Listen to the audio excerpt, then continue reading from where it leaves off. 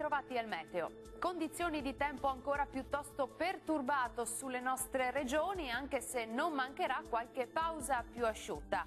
Ma vediamo il dettaglio di mercoledì 24 aprile. Sul Veneto sarà instabile con piogge e temporali piuttosto frequenti, alternati a maggiori schiarite soleggiate, possibili soprattutto sul Veneziano e sul Rodigino. Temperature minime tra 9 e 14 gradi, massime comprese invece tra 16 e 22 gradi. Sarà un mercoledì bagnato anche sul Friuli Venezia Giulia, dove il cielo sarà molto nuvoloso con precipitazioni diffuse, ma non si esclude anche qualche pausa maggiormente asciutta. Temperature minime tra 12 e 14 gradi, massime oscillanti tra 17 e 20 gradi.